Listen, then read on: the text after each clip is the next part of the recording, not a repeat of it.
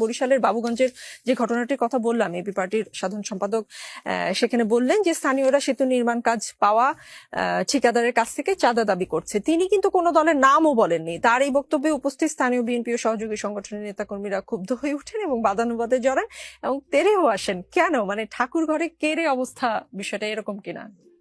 না, আমি সেভাবে দেখছি না। এই কারণে ধরেন এখনো কন্ট্রাক্টরের সাথে ওয়ার্ক অর্ডার তিনি পান নাই, তো চাঁদাটা কার কাছে চাইবে, সেটা তো একটা ব্যাপার। আবার এভাবে ঢালা অভিযোগ দায়িত্বশীল রাজনৈতিক দলের কোনো নেতারই করা উচিত না।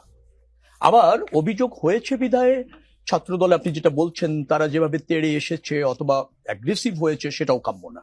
এখানে সংযমের প্রয়োজন রয়েছে, আবার অভিযোগের ক্ষেত্রেও বস্তুনিষ্ঠতার প্রয়োজন রয়েছে।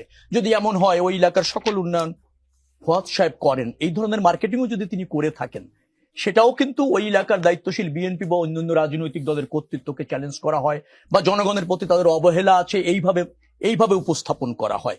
এখানে আমার কাছে মনে হয়েছে সবারই একটা দায়িত্বশীল রোল প্লে করা দরকার, ব্যক্তির, সংগঠনের এবং নেতার। সেই জায়গা থেকে কিছুটা ঘাটতি আছে, কিছু কিছু ভুল বুঝাবুঝির অভাব আছে।